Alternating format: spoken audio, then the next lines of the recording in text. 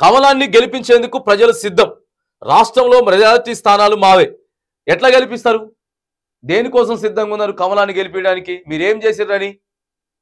మీరేం చేసిర్రనండి? 10 సంవత్సరాలు కేంద్రంలో ఉండి తెలంగాణ రాష్ట్రం మీద వివక్షత చూపించిర్రా, లేకపోతే నిజంగానే తెలంగాణ రాష్ట్రం కోసం మీరు చిత్తశుద్ధితో పనిచేసిర్రా? మీరు చెప్పుండ్రి.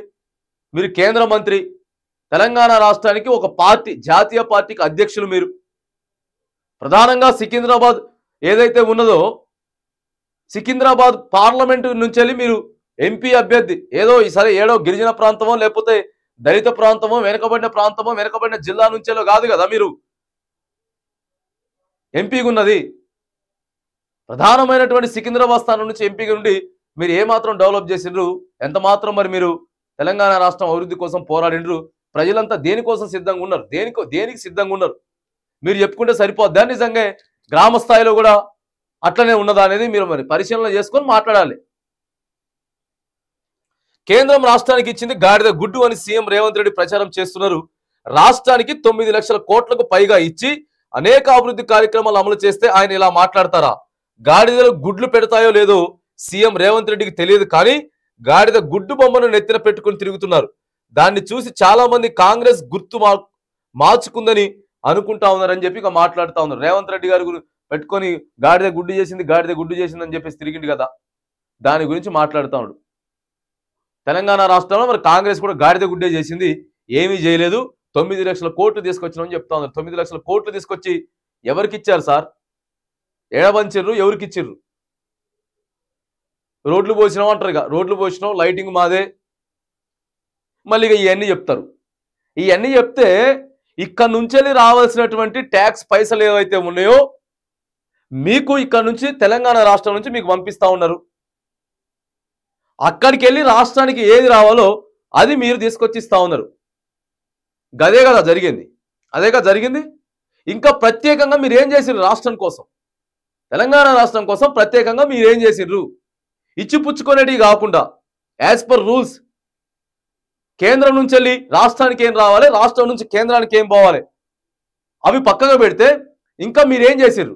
మీ బీజేపీ పాలిత రాష్ట్రాలల్లా, మీరు పరిపాలించేటటువంటి రాష్ట్రాలల్లా, మీరు ముఖ్యమంత్రిగా ఉన్నటువంటి రాష్ట్రాలల్లా మరి అక్కడ రాష్ట్రాలను ఎట్లా చూసుకుంటా ఉన్నారు?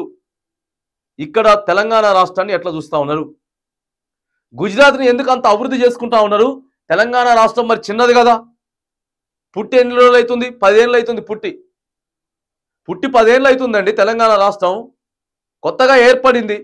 ఎన్నో సమస్యలు ఉంటాయి, ఎన్నో ఇబ్బందులు ఉంటాయి. కొత్త సంసారం మెల్లగా చక్కదిద్దుకోవాలంటే కేంద్ర ప్రభుత్వం దగ్గర నుంచి వెళ్ళి కొద్దిగా ఉండాలి కదా.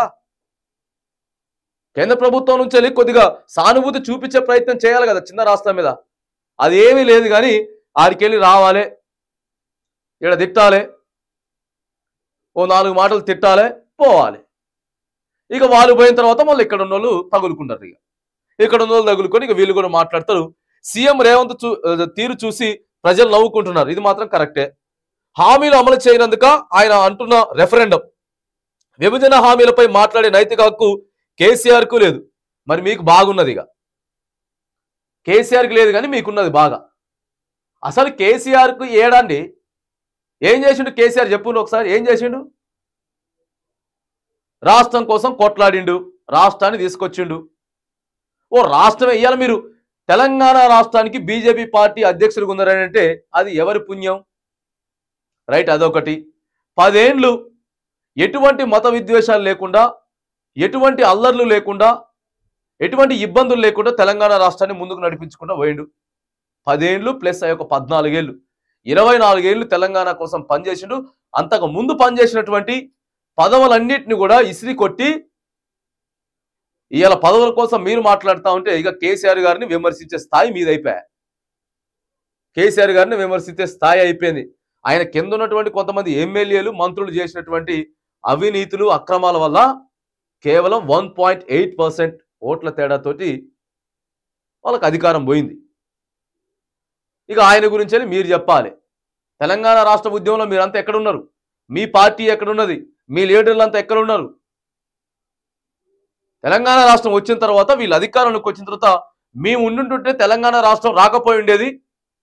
అనాలోచితంగా ఆలోచన చేసి అనవసరంగా తెలంగాణ ఇచ్చినని చెప్పి మాట్లాడింది వీళ్ళంతా కొంతమంది.